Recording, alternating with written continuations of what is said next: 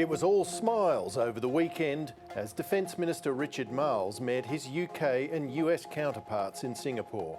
And I want to thank these two gentlemen for their leadership. The Secretary of War going out of his way at this year's Shangri-La dialogue to talk up Australia's contribution to the alliance, including for a potential future conflict that Pete Hegseth ominously called a high-end fight against an unidentified enemy. Australia is stepping up. Together we are expanding the rotational presence of US forces and collaborating to ensure our defence industrial base build and sustain weapons required for a high-end fight. We appreciate Australia's investment in real combat power and the commitment to integrate more deeply with the US Joint Force. A sharp contrast to last year's Shangri-La meeting when Hegseth lectured the just re-elected Albanese government on the need to increase defence spending as soon as possible, triggering this pushback from the Prime Minister. What we'll do is we'll determine our defence policy. 12 months on, and with debate over defence spending settled for now, it's all about whether America can hold up its end of the bargain and deliver submarines to the Australian Navy, even as fears grow the US is not building enough for its own needs. For the first time, I'm a little nervous about the Virginias. AUKUS supporter and former US Ambassador Joe Hockey last week admitting publicly what has been apparent to senior US Navy officials and congressional advisors for years. The US just has not got the production of the Virginia up to speed. We're really pleased with this outcome. Ever the optimist on AUKUS, Richard Marles announced over the weekend that Australia will not be getting a new Virginia-class nuclear-powered submarine as previously planned.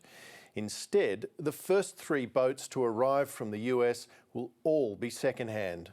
What we will have here is a much simpler pathway. It will mean that the Virginia-class submarines that we are acquiring will all be of the same type. Well, it's very hard to see this development in AUKUS as good news, because it's just a simple fact that old submarines aren't as capable as the new models, and older submarines are more costly to maintain and they don't last as long. Former Defence official Michael Shoebridge says the revised delivery plan adds to a litany of concerns about the $368 billion program. Worries that have only deepened in recent weeks following a scathing Auditor-General's report into Defence's handling of its planned Collins-class submarine life extension program, with the department accused of potentially wasting nearly $700 million on design work and equipment purchases that are no longer needed. The Defence Organisation and the Navy have chronically mismanaged the only submarine we have. This is not just a national embarrassment, this endangers our security.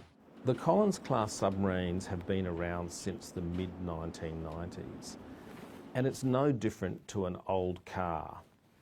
It's now getting to the point where it's hard to keep it on the road and it's extremely costly. In a speech last month, Richard Marles blamed the previous coalition government, but he's also bound taxpayers to spending an additional $11 billion to extend their lifespan. For critics like Shoebridge and former Senator and Submariner Rex Patrick, the ongoing Collins debacle is yet another bad omen for AUKUS. The complexity of the Collins life extension program that's failed so badly is a rounding error compared to the complexity of AUKUS. Nuclear-powered submarines are orders of magnitude more difficult. We also know that the submarine building enterprise in the United Kingdom is one big cluster fiasco. What that means is we are not going to get a submarine capability in circumstances where the geostrategic circumstances are deteriorating. The latest revelations about Australia's sorry submarine saga have come at a time of growing financial pressure, when the government has been accused of shortchanging the rest of the defence budget to find money for AUKUS, while also cutting the NDIS and hiking taxes on household savings.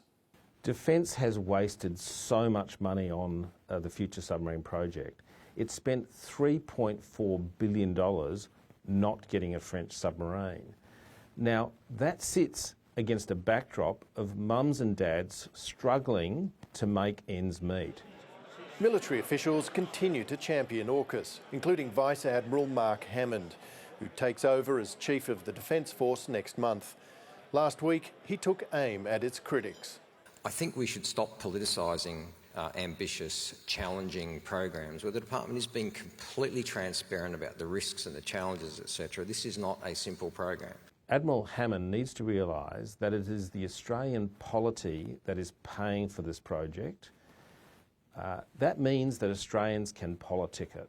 This is trouble in America building enough submarines for their own navy, and Australia is now getting just whatever is available, and that's 3 used American submarines. Top defence officials are certain to face more difficult questions in coming days during Senate hearings over the costliest defence acquisition in Australian history. What Defence has done is put all of our eggs into one basket, and unfortunately the United States hen is not laying any eggs, and the United Kingdom chook is headless. Well, opinion polls come and go, but today one managed to grab the attention of all sides of politics. The Redbridge Accent Research poll, published in the Financial Review, put One Nation's primary vote on 31%. That's ahead of Labor on 28% and the Coalition on just 20%. It's the first time One Nation has beaten both major parties on primary support. After preferences, Labor is still in front, but only just, with a narrow 51 to 49% lead. In an effort to change its fortunes, the Liberal Party has now turned to Tony Abbott, installing the former Prime Minister as party president. Liberal Senator and Shadow Defence Minister James Paterson joins me now. Thank you for your time this evening, Senator. Good to be with you, David. So when you withdrew support for Susan Lee back in February, you said you didn't think she could turn the ship around. Why hasn't Angus Taylor been able to turn the ship around either? David, if I remember correctly, I think you were at the press conference where I resigned from the front bench before the Liberal Party made the decision to change leadership. And I said at the time that when we lose trust from many of our traditional supporters who've walked away from us, that it is not going to be quick or easy to earn that trust back, nor is it going to be fixed by just one person and just one change of leadership. I said then that it was a collective responsibility, and it remains the case today. Now, I think there has been some improvement in our polling since that time. I think the Australian had us at 17% in the polls then. Even the most pessimistic poll out in recent days has us much further ahead than that. But I don't want to sugarcoat it for you or your viewers. We've got serious work to do. We understand how serious this moment is for the party, and we very clearly need to demonstrate conviction, unity, discipline, focus and competence over a sustained period of time to earn back that trust that we've lost. My reading of Newspoll and Redbridge, though, is since the budget 3 weeks ago, you've actually lost a bit of ground that you had gained. And this has been 3 weeks where Angus Taylor's been throwing everything at the government over the budget.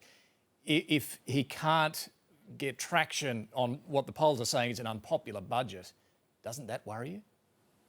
Well, there's another poll out today in the News Corp tabloids that shows us increasing our support, which shows Angus Taylor as the preferred Prime Minister, and so did the Resolve poll a couple of weeks ago.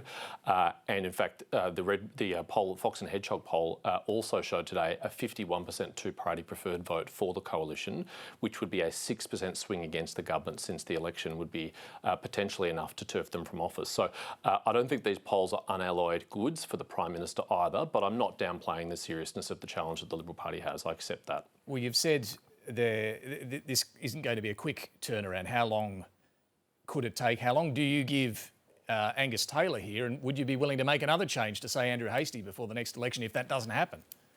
Politics is more art than science, David. It's not possible to put a specific timeline on it, but we know we've got 2 years or thereabouts to the next election, and we know we need to demonstrate progress towards our political objectives well before then, and that's what I and all my colleagues are working towards. Does that mean you're still open to another change if the Angus Taylor project doesn't work? No, I don't think any of my colleagues want to go through another leadership change this term of Parliament. They are not easy things to do, and I don't think that would increase trust in the Liberal Party. I'm interested in what you think the party should be doing about One Nation, because there appears to be two different schools of thought. You've got Tony Abbott, your new Liberal Party president, saying he doesn't want to disparage Pauline Hanson at all. He says his job is not to fight on the right. You've then got Andrew Hastie with a very different view. He's more than happy to criticise Pauline Hanson. Your outgoing party director, Andrew Hurst, also says ignoring One Nation's not an option. Where do you stand? Should the Liberal Party take on One Nation? One Nation are not our enemy, but they are a political opponent. They are trying to take votes and seats off the Liberal Party, and with their increased prominence in the polls brings increased legitimate scrutiny on their performance, on their policies, on their candidates, on their conduct. So does that worry you that your party president is saying he does not want to fight them? Well, it's up to the parliamentary party to chart our own course, and I'm very clear about our role in this. There was a story in The Australian this morning that showed that Pauline Hanson has missed 88% of Senate Estimates Committee hearings over the last decade as a senator. For an opposition or crossbench senator, Senate Estimates is core business, and not showing up to 88% of those hearings, frankly, is shirking your responsibilities when we're paid very well by taxpayers to do it. So you're willing to criticise Pauline Hanson, so's Andrew Hastie. Should Tony Abbott, as party president, also be willing to criticise One Nation and take the fight up to them? It's not really his role as party president, it's an organisational role. His role is to rally the troops, to raise money, to get the campaign organisation fighting fit, and I'm very pleased he's put his hand up for that role. I think he'll be outstanding in it. Let's turn to the defence portfolio and this updated AUKUS plan. The US will now sell Australia 3 used Virginia-class submarines instead of 2 used and 1 new submarine. Does this concern you at all? I am concerned and I'm surprised because it was only 3 years ago that the Albanese government announced what they called the optimal pathway to acquiring nuclear-propelled submarines that included 2 used and 1 new Virginia-class submarine. If it was optimal 3 years ago, what has changed in the last 3 years? Richard Marles has said the reason is that it's simpler to acquire these used submarines and it is cheaper.